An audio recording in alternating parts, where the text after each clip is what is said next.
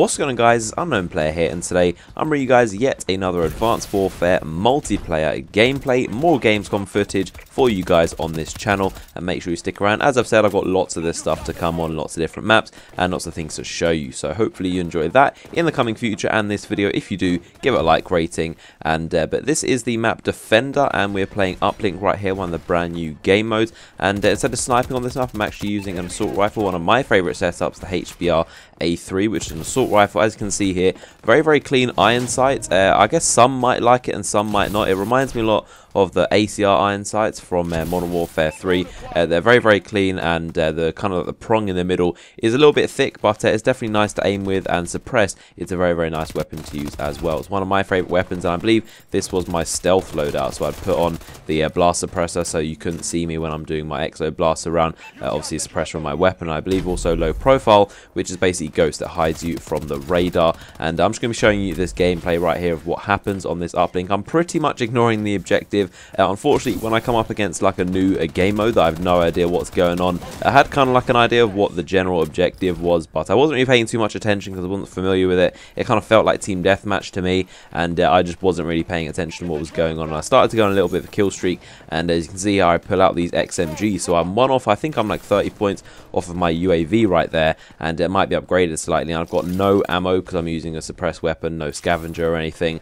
And I pick up these XMGs. If you don't know what these XMGs are, these are akimbo LMGs. They're kind of like a very strange thing in the heavy weapon category next to laser weapons, that they're actually fixed to your exosuits. You carry them in both arms. You can only take two at the same time. And I'm close to my kill streaks right here. I'm like 2 kills off, and I have to rely on these things. And as you can see, they're absolutely horrible. The cone of spread is just so large. I can't kill anyone. I mean, aim is pretty bad, to be honest, because I'm not used to firing like akimbo weapons where I can't aim down sight. I'm trying to hip fire there, but my aim was absolutely horrible. But also, as I've said, you've heard me talk about how the XMGs are very much a novelty weapon, and I wouldn't rely on them seriously. That is pretty much why, because the hip fire spread is way too big. As you can see right there, I went into lockdown mode, which is what I've talked about as well, and that is essentially where you lock yourself down to one point. You can only turn in a 360-degree angle. You can't move, and that is how you pretty much have to use those effectively. I can imagine they might be useful possibly in close quarters combat, but in anything else, they're basically going to be useless, so I wouldn't recommend those. And I missed out on my kill streaks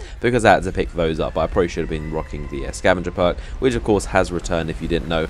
And this point is quite funny. I managed to see the tidal wave that was coming in, and it just completely flattens me. I didn't realize that it would actually kill me up there. I thought I was up in like a safety point. If you don't know, this map Defender has a dynamic element where the tidal wave will come through around roughly halfway through the map. It's not player controlled like Ghost. As I mentioned in previous videos, there are no player controlled map events. They're all completely scripted. They'll happen at a specific point in every game, so if you're a skilled player, you should be able to anticipate it, know when it's going to happen. Unlike Ghosts, where you could get chem striked on strike zone at any point in time, or someone could call in a field order and destroy you at any time. You can actually predict when these are going to happen, so you should know at every point in a certain game certain thing is going to happen.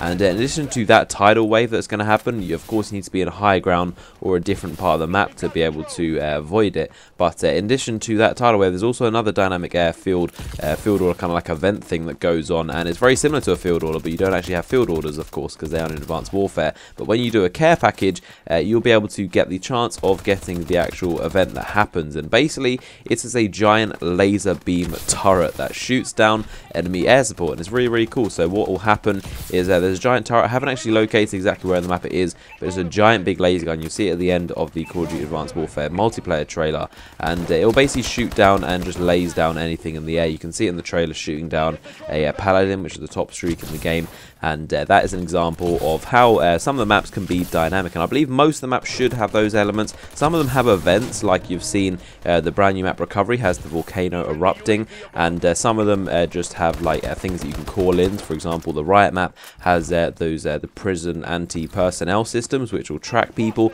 and there's also a Blackbird, so you'll see people on the map, and you can see I just get cut in half by a laser right there. Laser weapons, again, very fun. I can't wait to try those out and play with them a little bit more. I didn't really give them a chance, but I definitely want to the next time I play at Eurogame. I'm definitely going to be trying those out a little bit more. But yeah, this is a very cool map, and this was the game mode they showed of Uplink on. and you can see right here that this is the part of the map that gets flooded, and I do a little bit of swimming right there. So that's a little bit of swimming gameplay, what it looks like, just to show that after the tidal wave has gone through, there'll be a little kind of puddle, a little kind of pool in part of the map where you can go swimming. So that is a little bit of a look at Uplink, and I hope you have enjoyed this gameplay. If you did, give it a like rating, and if you want to check out some cheap games, Xbox Live codes, and all that stuff, you can check out G2A in the link in the description. So I hope you enjoyed the video, and I'll see you guys later.